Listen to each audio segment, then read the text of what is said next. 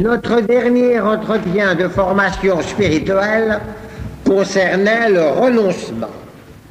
Et nous y avons vu que pour être totalement à Dieu par amour, il faut un renoncement total et sans exception à toute créature, quelle qu'elle soit, à tout bien créé, quel qu'il soit, non seulement aux choses mauvaises, mais même aux fausses bonnes, même aux fausses les meilleures.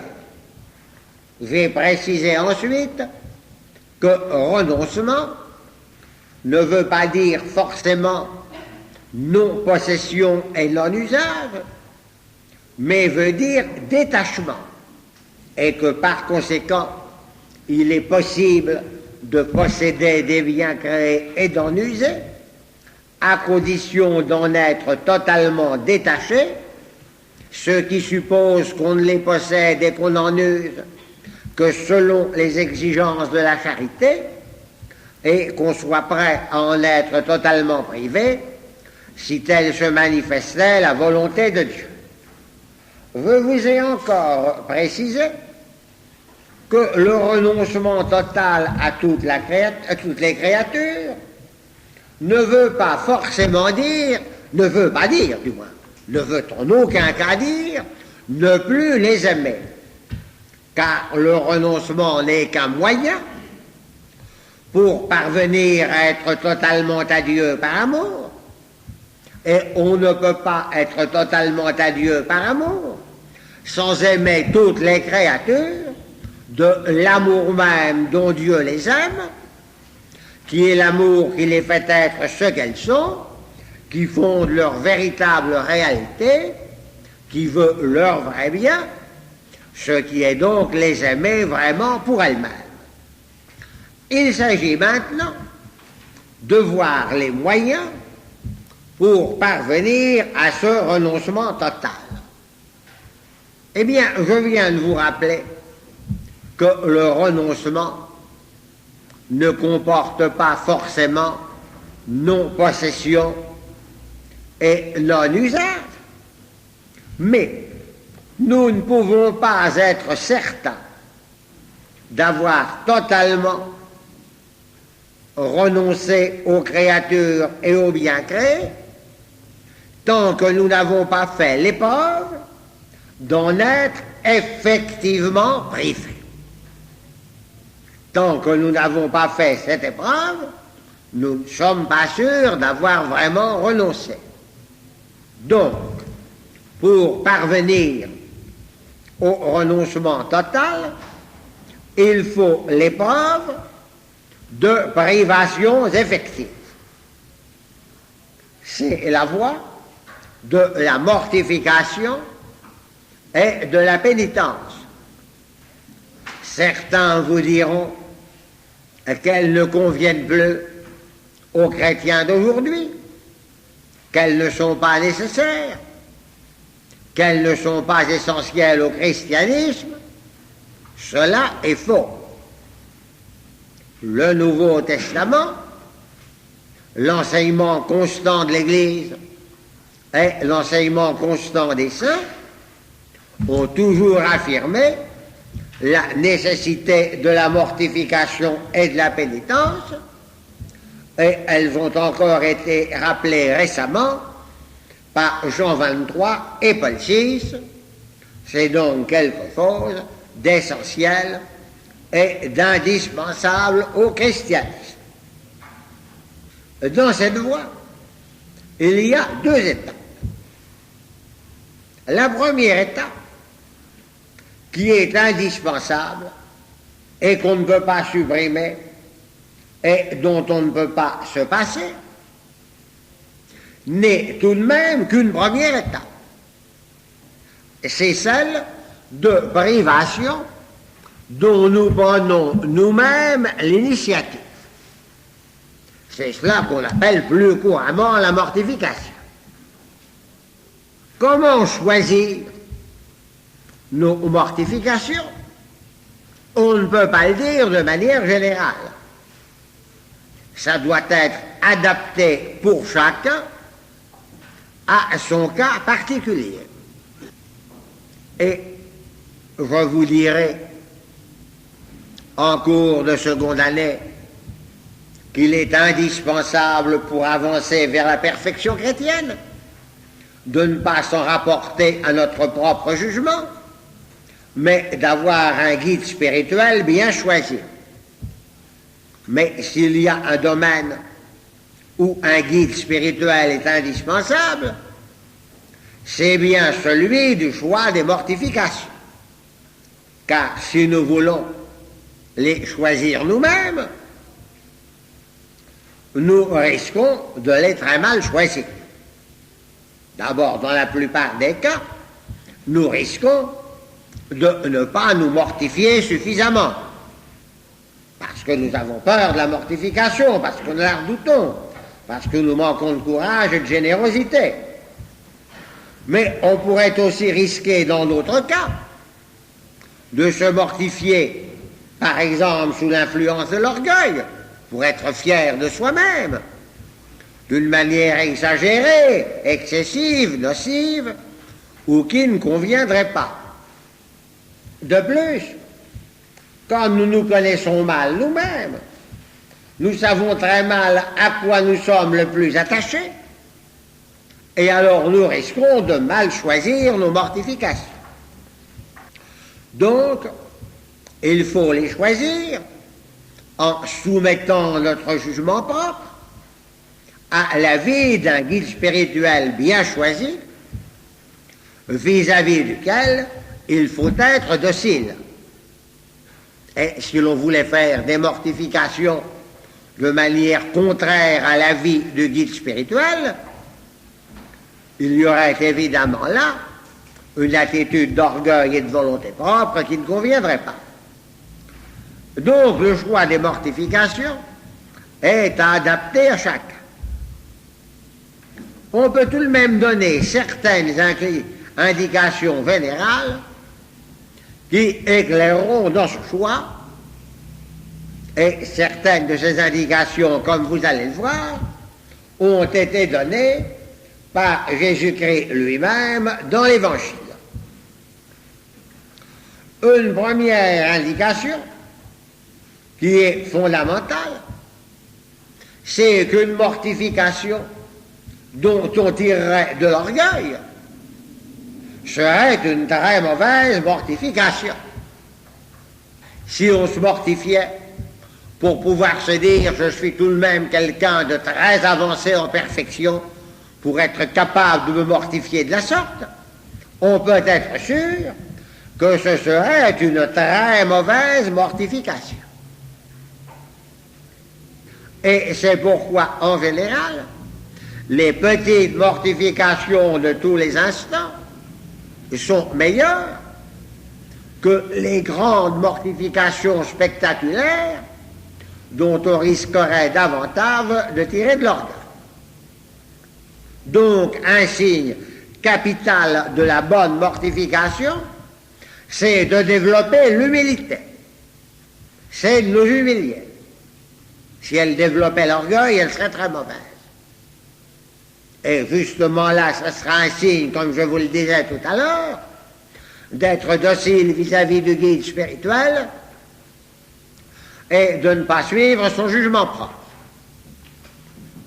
Une seconde indication, qui est dans le prolongement de la première, et c'est qu'une mortification qu'on étalerait pour se donner en spectacle, pour se faire admirer, serait évidemment une très mauvaise mortification. Une mortification authentique doit être faite dans le secret, connue de Dieu seul et pour lui seul, ou connue seulement du guide spirituel qualifié pour nous conseiller. Une troisième indication est qu'une mortification qui nous rendrait tristes, moroses, sévères, austères, renfrognés, de mauvaise humeur, désagréables vis-à-vis des autres, serait une très mauvaise mortification. Un signe capitale d'une bonne mortification est de nous donner la joie. Une mortification qui produit la tristesse est sûrement mauvaise. Une autre indication est qu'une mortification qui serait contraire à la charité vis-à-vis du prochain serait incontestablement mauvaise. Et je viens d'en donner un exemple, si elle nous rendait désagréables et de mauvaise humeur vis-à-vis du prochain. Nous n'avons pas à faire porter aux autres nos mortifications. Nos mortifications doivent nous priver nous-mêmes, mais ne pas priver les autres. Par exemple, une mère de famille qui, sous prétexte de mortification, priverait son mari et ses enfants, commettrait par là une très mauvaise mortification. En revanche, l'exercice constant de la charité vis-à-vis du prochain nous amènera à nous priver de quantité de choses pour le bien du prochain et pour lui faire plaisir, et là nous pouvons être certains qu'il y a d'excellentes mortifications. Enfin, une dernière indication, c'est qu'une mortification qui serait contraire à l'accomplissement de nos devoirs serait une très mauvaise mortification. Par exemple, une personne qui a besoin de sa santé pour l'accomplissement de ses devoirs familiaux et professionnels commettrait une grave erreur en se mortifiant d'une manière nuisible à sa santé. En revanche, la pratique fidèle et assidue de tous nos devoirs nous impose des quantités de mortification qui sont alors d'excellentes mortifications. Voilà les quelques indications générales à donner. Maintenant, en quoi faut-il se mortifier? Eh bien, évidemment, en tout, puisqu'il faut arriver à renoncer à tout. Il faut d'abord se priver dans le domaine de nos appétits de possession et de domination. Et il est évident que quand on se prive de quelque chose pour le donner au prochain, il y a là une excellente mortification. Il faut ensuite mortifier notre sensualité. Mais par exemple, dans le domaine de la nourriture et de la boisson, il ne faudrait pas se priver d'une manière contraire à la santé, si, comme je l'ai dit tout à l'heure, on a besoin de sa santé pour ses devoirs familiaux et professionnels. En revanche, il y a des quantités de choses nocives à la santé, comme l'alcool, comme le tabac, comme le café, dont il peut être excellent de se priver. Il ne faut pas seulement se mortifier dans le domaine de la sensualité, mais dans celui de la sentimentalité. C'est la mortification du cœur. Cela ne veut pas dire qu'il faille supprimer ce que comportent les affections légitimes, mais il faut savoir se priver dans la recherche de satisfaction sentimentale. Et il y a aussi la mortification des goûts, savoir se priver dans le domaine de nos goûts. Mais la forme de beaucoup la meilleure de la mortification, c'est la mortification du jugement propre et de la volonté propre. Donc, le chrétien peut faire une excellente pratique en conformant toujours ses jugements et ses attitudes aux enseignements et aux décisions de l'autorité ecclésiastique. Et d'une manière générale, il y a une excellente mortification de la volonté propre dans la pratique de l'obéissance à toutes les autorités légitimes auxquelles nous sommes soumis. Et il est très bon aussi de mortifier sa volonté propre en cédant aux autres pour leur bien, pour leur faire plaisir, pour leur agrément. Alors voilà donc des indications concernant la mortification. Mais si la mortification, comme je vous l'ai dit en commençant, est indispensable aux débutants, il reste que nous n'avancerons pas très loin dans la voie du renoncement par la mortification. Pour deux raisons.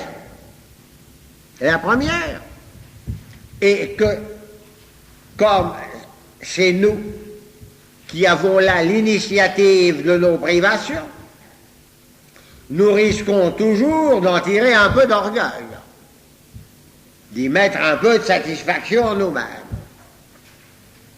La seconde raison, c'est que nous choisissons souvent mal nos mortifications parce que nous ne savons pas à quoi nous sommes le plus attachés et en quoi nous avons le plus besoin d'être privés. De sorte que pour avancer dans la voie du renoncement, il faudra une seconde étape. Cette seconde étape, ce sont toutes les privations que la Providence nous envoie par le jeu des circonstances de notre vie et dont par conséquent Dieu a l'initiative.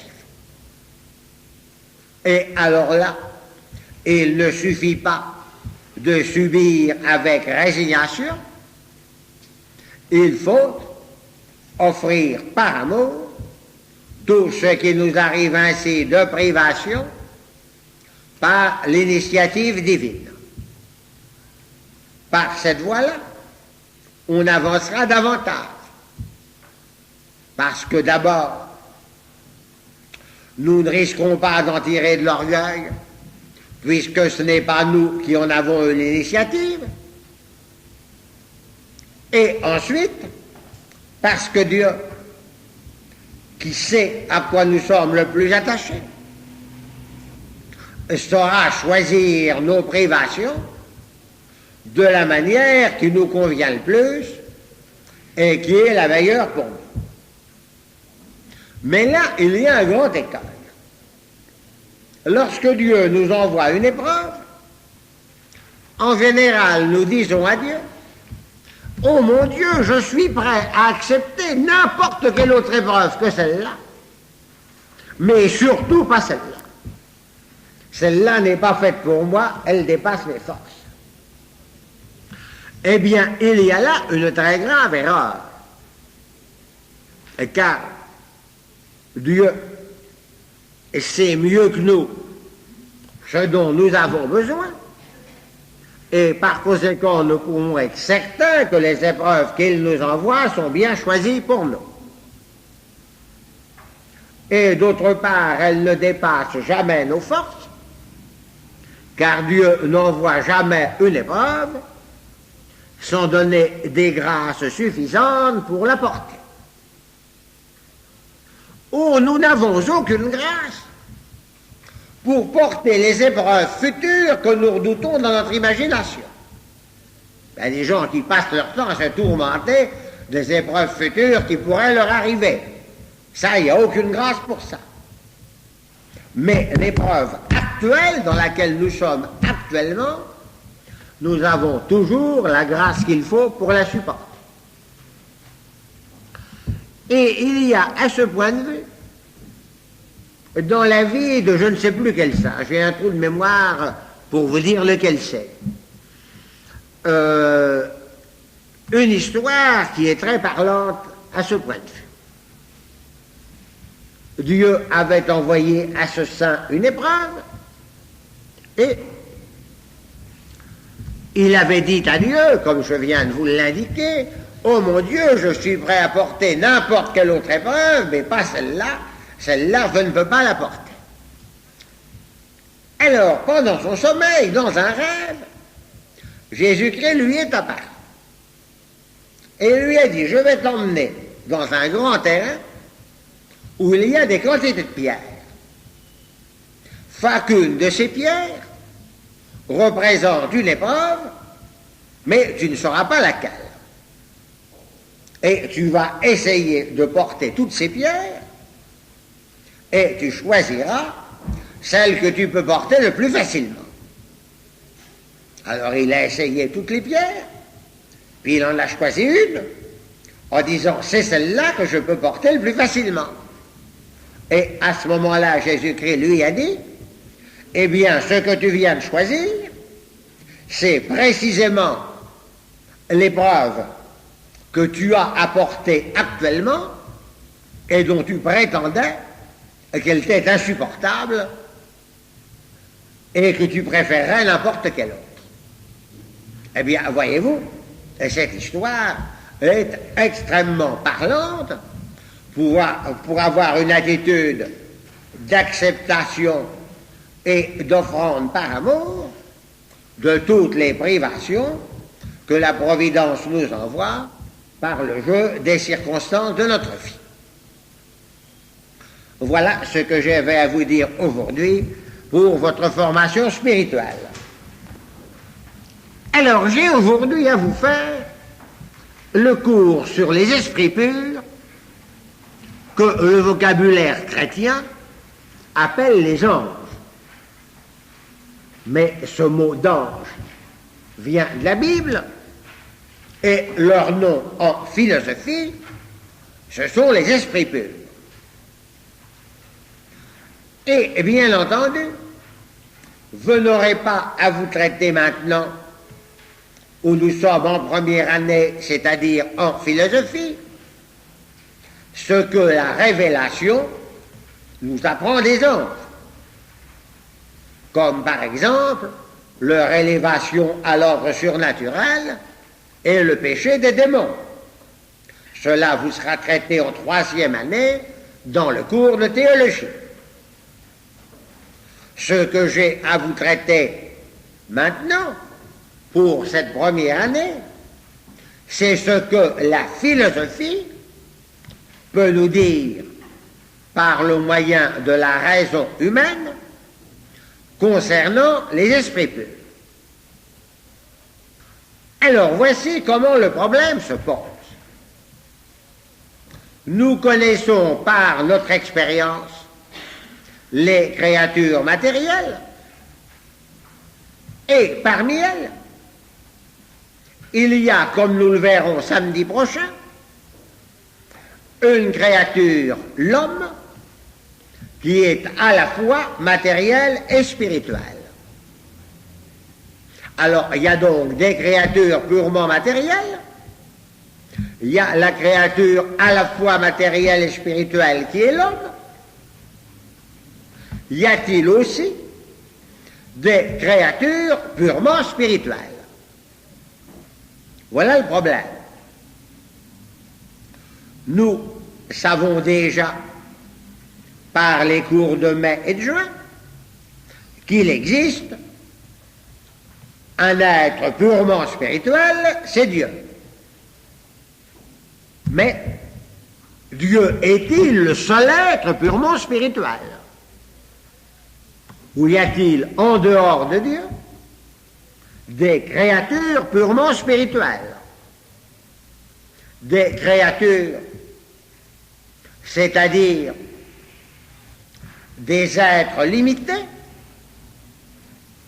dont l'essence est distincte de l'existence, des êtres qui n'ont pas par eux-mêmes l'existence, mais la reçoivent de Dieu, et qui pourtant ne sont en rien matériel, qui pourtant soient purement spirituels. C'est donc le problème de l'existence de créatures purement spirituelles, ou plus brièvement d'esprit pur. Le raisonnement philosophique ne peut pas nous donner la certitude qu'il existe des créatures purement spirituelles. Parce que ce n'est pas une donnée d'expérience. Il n'y a pas dans le monde de l'expérience des effets qui aient nécessairement pour cause des créatures purement spirituelles. Et parce que Dieu était libre, en réalisant la création, de réaliser des créatures purement spirituelles, ou au contraire de ne pas en créer. Donc le raisonnement philosophique ne peut pas à lui seul nous donner la certitude qu'il existe des créatures purement spirituelles. Pourtant, pour la philosophie, c'est extrêmement probable. Parce que la création nous apparaîtrait comme très incomplète s'il n'y avait que des créatures purement matérielles, et la créature à la fois matérielle et spirituelle qu'est l'homme, et s'il n'y avait pas aussi des créatures purement spirituelles. Et par conséquent, il est conforme à la sagesse de Dieu, sans que ce soit pour lui une nécessité, d'avoir créé des créatures purement spirituelles. Et cette probabilité est tellement grande que les plus grands philosophes païens, Socrate, Platon et Aristote, qui n'étaient pas éclairés par la révélation, ont été convaincus de l'existence d'esprit pur. Toutes les religions nous parlent bien d'être supérieurs à l'homme,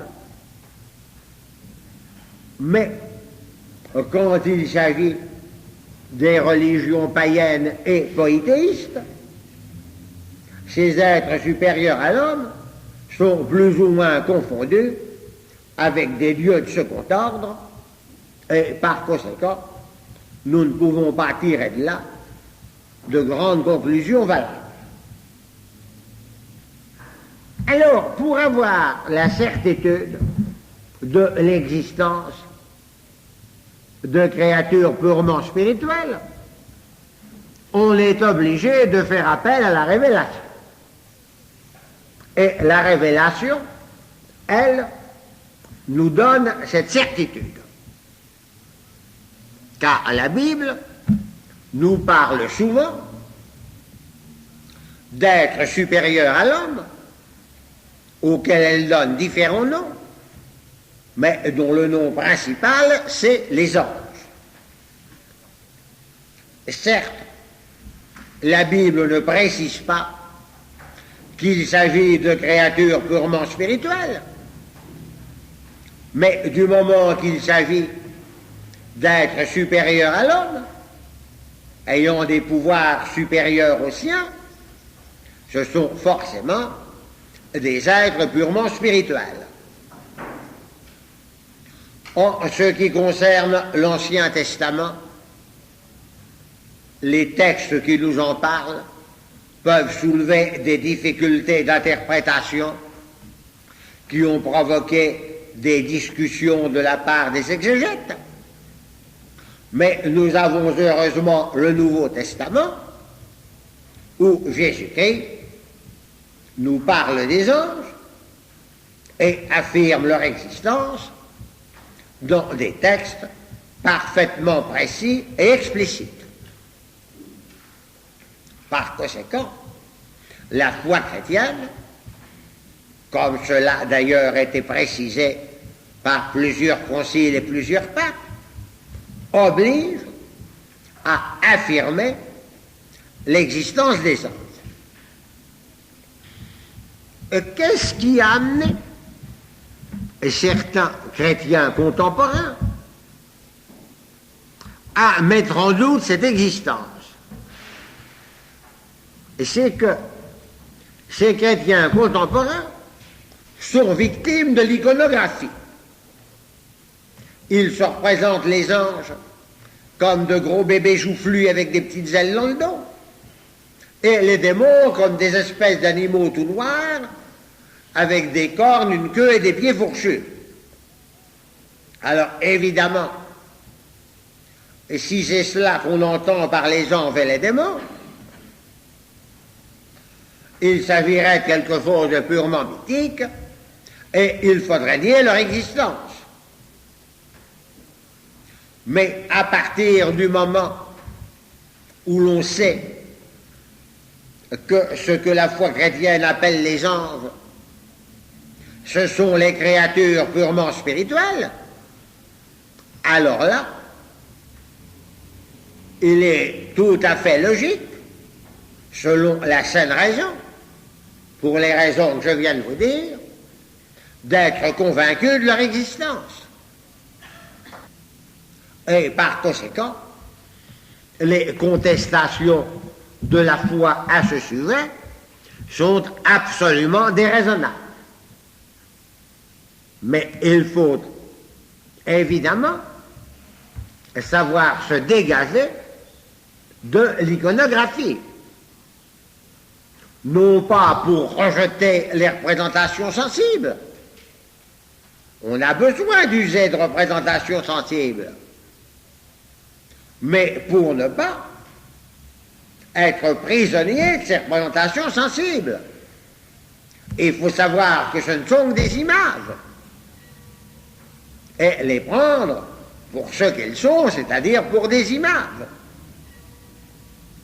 Et il est très curieux que ce que je viens de vous dire là ne soit pas compris par des adultes qui se prétendent intelligents, quand ça peut être compris par de tout petits enfants. Et je vais vous citer à ce sujet une réplique dont je vous garantis l'authenticité, qui a été faite par un enfant de 6 ans. Le père de cet enfant de 6 ans lui avait expliqué que les anges sont des esprits purs qui n'ont pas de corps. Et puis, le père voit un jour le petit garçon qui dessine un ange en le représentant comme on représente habituellement les anges, avec 2 grandes ailes dans le dos. Le père se dit, oh, il est probable qu'il est trop petit, il n'aura pas compris ce que je lui ai dit quand je lui ai dit que les anges n'ont pas de corps. Mais enfin, malgré tout, le père veut se rendre compte et il demande à l'enfant, est-ce que les anges ont un corps? Et le petit garçon de 6 ans répond à son père, mais non papa, tu m'as dit qu'ils n'ont pas de corps. Alors le père lui montre le dessin et lui dit, mais ce que tu dessines là, c'est un corps. Et le gosse de 6 ans répond, non papa, c'est pas un corps, c'est des lignes pour dire que c'est un ange. À 6 ans. C'est pas un corps, c'est des lignes pour dire que c'est un ange. Vous voyez que ce gosse n'est absolument pas dupe de l'image et de la représentation sensible. Il savait très bien ce que c'est qu'une image et qu'une image n'est qu'une image. Alors c'est vraiment très malheureux que des membres du clergé qui se prétendent théologiens ne soient pas capables de comprendre ce que comprend un enfant de 6 ans. Alors j'ai donc résolu affirmativement, mais en faisant appel à la révélation pour avoir une certitude, le problème de l'existence des esprits purs. Mais ce problème soulevait un problème préalable. que je vous traite après, parce que je trouve ça pédagogiquement plus commode, mais qui est tout de même un problème préalable. Est-ce qu'une créature purement spirituelle est quelque chose de possible? Car si c'était impossible, alors on aurait la certitude qu'il n'en existe pas. Est-ce que Dieu est seul à pouvoir être purement spirituel? Est-il possible qu'un être créé,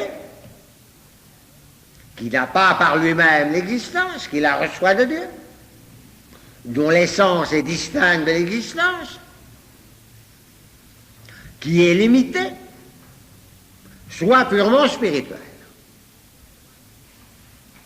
Ou est-ce que Dieu serait le seul être purement spirituel? Deux raisonnements pourraient porter à répondre négativement, à répondre qu'une créature purement spirituelle est impossible. Le premier raisonnement est celui-ci. Nous avons vu dans le cours de philosophie que la matière est en puissance par rapport à la forme et que la forme est son acte. Alors, si un être n'a pas de matière, s'il est forme pure, alors il est acte pur, c'est-à-dire il est Dieu. Donc Dieu seul serait purement spirituel. À ce raisonnement, il faut répondre à ceci. C'est que nous avons vu à deux étages différents la distinction de l'être en puissance et de l'être en acte. Il y a effectivement la distinction de la matière et de la forme, où la matière est en puissance par rapport à la forme. Mais il y a aussi la distinction de l'essence et de l'existence, où l'essence est en puissance par rapport à l'acte d'existence. Alors, dans le cas d'une créature purement spirituelle, il n'y a pas la matière en puissance par rapport à la forme, parce qu'elle est forme pure. Mais du moment que c'est une créature qui est limitée et qui n'a pas par elle-même l'existence mais la reçoit de Dieu, il y a l'essence en puissance par rapport à l'acte d'existence. Et donc on a là un être qui n'est pas acte pur. Et par conséquent, il est possible qu'il y ait des créatures purement spirituelles, parce que bien qu'elles soient forme pure, leur essence est en puissance par rapport à l'acte d'existence. Le second raisonnement consiste à dire que la forme est limitée par la matière. Donc, si un être est sans matière, s'il est forme pure, rien ne le limite. Par conséquent, c'est l'être infini et parfait, c'est Dieu. Donc, Dieu seul serait esprit pur. La réponse est que dans une créature purement spirituelle, si la forme n'est pas limitée par la matière, l'acte d'existence est limité par l'essence. Et par conséquent, ce n'est pas l'être infini et parfait. Ayant ainsi répondu aux objections, Nous pouvons donc conclure à la possibilité de créatures purement spirituelles. Quant au problème de l'existence effective, je l'ai résolu tout à l'heure. Vous voyez que dans ce que je viens de vous dire, j'ai fait appel à différentes notions philosophiques que vous avez eues pendant le cours de première année. Dans la suite de ce cours, je vais faire appel à bien d'autres notions philosophiques. Si ces notions ont été bien assimilées par vous, vous comprendrez facilement. S'il y en a qui aient été mal assimilées, vous rencontrerez des difficultés qui vous amènera à en faire une révision.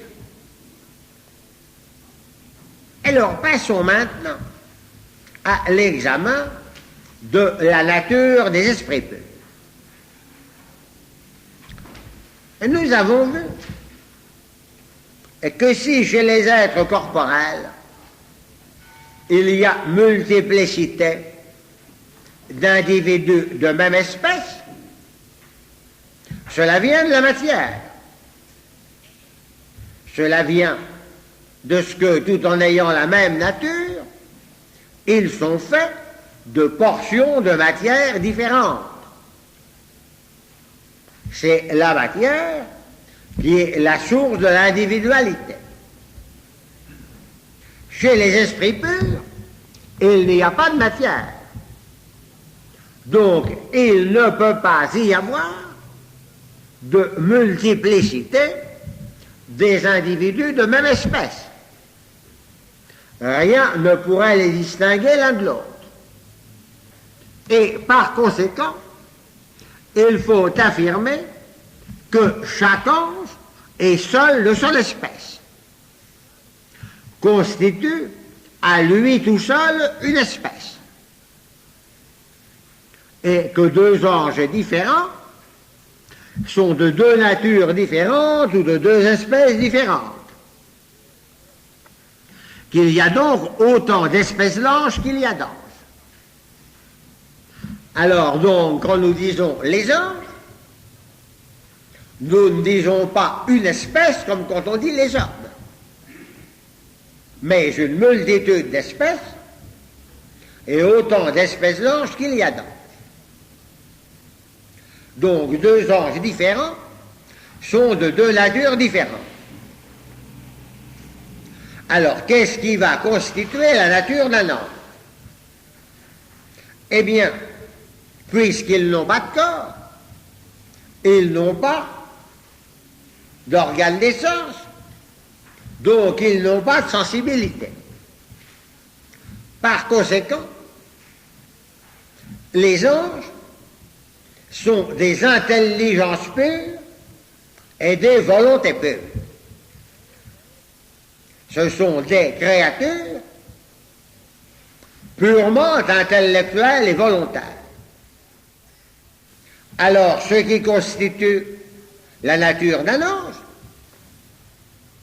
ce n'est pas une structure organique comme pour les substances corporelles. Ce qui constitue la nature d'un ange, c'est un certain degré, une certaine forme d'intelligence et de volonté. Entre l'intelligence humaine, qui est au plus bas degré des intelligences, et l'intelligence infinie et parfaite de Dieu, il y a une multitude de degrés d'intelligence. Et chaque degré d'intelligence constitue une nature angélique. Alors, ce que je viens de vous dire là étant établi, il en résulte que pour étudier les anges, il faut étudier premièrement l'intelligence angélique et deuxièmement la volonté angélique.